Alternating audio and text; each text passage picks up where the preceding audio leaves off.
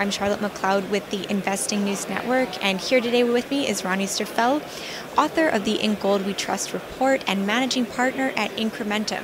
Thanks so much for being here today. Thank you very much, Charlotte. Great. So, as I mentioned, you're responsible for creating the In Gold We Trust report, which is released annually. I wondered if we could start by talking about where investors are putting their trust right now. Is it, in fact, in gold? Well, the title of our last year's report was Gold in an Age of Crumbling Trust. And we're seeing that people are losing confidence and losing trust in the media, in the political system, in institutions, and at some point probably also in central banks and their policies. And perhaps at the very end also in fiat money. So, of course, gold is a bit like the inverse of the confidence in fiat money. And I think we have seen the last couple of months that central banks all over the globe did a huge monetary U-turn. So 1 year ago, everybody expected to see more rate hikes, more quantitative tightening. And now we're seeing the complete opposite. We're seeing lower rates, we're seeing new rounds of QE, we're seeing that politicians and central bankers are talking about fiscal stimulus, about MMT, modern monetary theory, about helicopter money, QE for the people, you name it. And that's definitely something that should provide a pretty positive environment for gold, because everybody is looking for a hedge against recessions, against inflation, and also risks on the equity markets. And we crunched the numbers in our last gold reports, and actually gold does a very, very good job in protecting you from those risks. Right, so maybe you could talk a little bit about what caused that turnaround in policy. We do hear a lot recently about a global slowdown, an economic crash. What are your thoughts on those concepts? Well, I think that within a normal cycle, it's just normal to have a recession. It's called business cycle, and we should not forget that the last cycle was very much influenced by low rates, by central banks creating roughly $20 trillion out of thin air. So of course it is very much of an artificial boom that we are seeing. Now I think this is already the longest longest expansion for the US economy, and normally we would probably be already in a recession. Now Donald Trump, with his fiscal stimulus, but also with lowering taxes, he tried to prolong it a bit, but now it really seems that the economy is rolling over. We had seen that the yield curve was inverted, which is a very reliable recession indicator. We are in the middle of an earnings recession. So from my point of view, we shouldn't be too scared of a recession. It is like a misallocation or a reallocation of capital. It gives you opportunities, but also, of course, it's a threat for investors. But gold is, as I've said, is one of the best investments if you consider a recession to happen. So I think this is the main case for gold at the moment. The second case is rising inflation, and that was basically the topic of my presentation here. Okay, so you mentioned this is creating a good environment for gold. Has gold's price activity this year been what you expected? We had the increase in the summer, now we're back down. Well, we published the last In Gold We Trust report end of May, and we said if we should go above this massive resistance zone, which was at 1360 to 1380, then there will be big momentum kicking in. So we've been lucky, or it was our analytical brilliance, I don't know, but it worked out pretty well. So gold is up actually 18% in US dollar terms, it's up 17% in euro terms. It is up in every currency. On average, it's up in 12%. And we should not forget that this bull market in gold already started a couple of years earlier. So the so-called world gold price is already trading at new all-time highs. Gold in euro terms, in Canadian dollar terms, in Australian dollar terms is also trading at new all-time highs. So, but still everybody is just staring at the dollar price of gold, and now we have seen this dollar price of gold breaking out and this is a very strong for the market. Okay, now we're in the next stage of this bull market. Yeah. So from my point of view, the party has just begun, and it's going to be quite a long and a fun party. So for investors right now, if they are seeing these things happening and they want to get into the gold market, what is the best way for them to do that? I think you have to differentiate, and you have to ask yourself the question: what do you actually want and expect? Yeah, do you want to have a hedge against worst case scenarios like high inflation, currency reforms, financial repression? Then you should buy physical gold. It's what we call safety or insurance gold.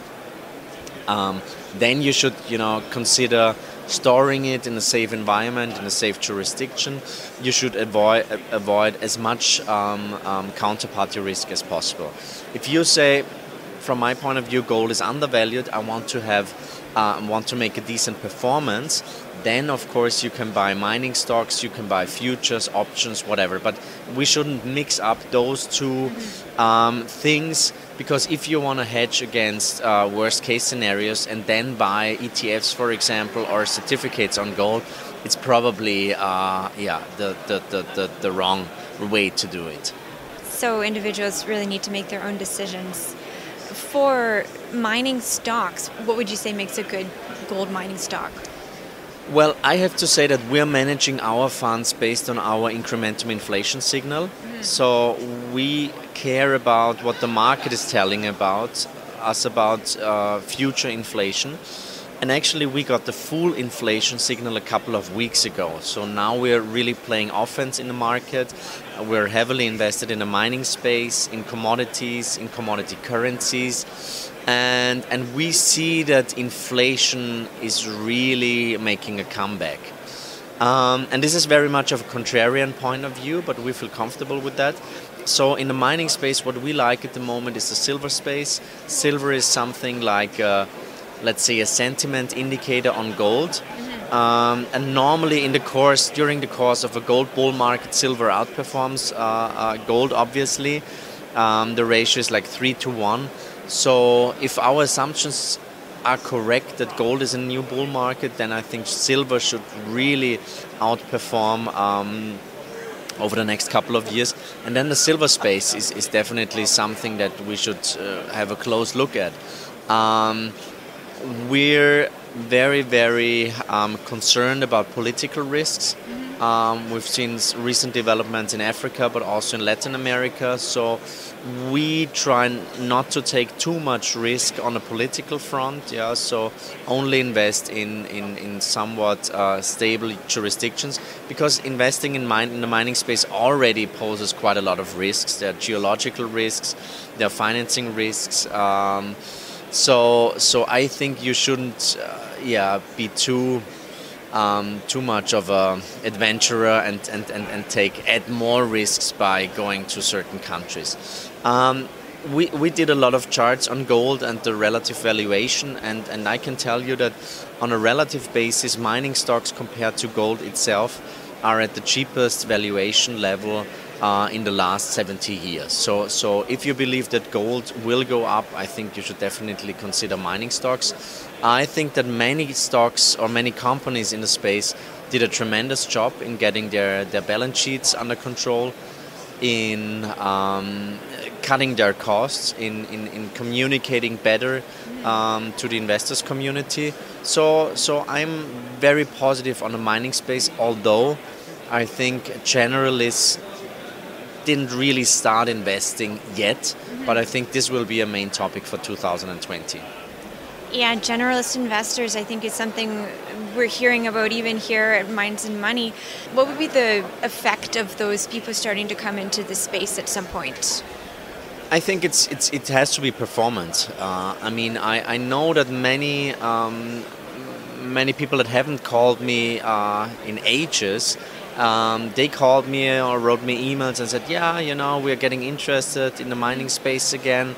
What would you recommend? So I see that there's more and more interest in the space. But of course, it's a process. So it's gonna take a while until they really win confidence in the mining space. We should not forget many companies did a horrible job in creating shareholder value, did really stupid M&A activity, had to write off huge amounts of capital.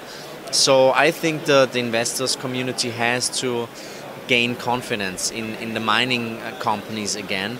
And of course, good price development in gold should be pretty supportive. How do you feel about the current M&A activity that's been going over the last year or so, and even this week really? Is that looking better than previous deals? Well, I think most of the deals really make sense. Yesterday with Kirkland Lake taking over D2 Gold, market didn't like it too much. We own Kirkland Lake, and I think the deal on the longer term makes sense. There are, of course, some question marks. But for the other bigger deals, especially Barrick and Randgold, I think the market kind of liked those deals because they make sense. Yeah, they're accretive.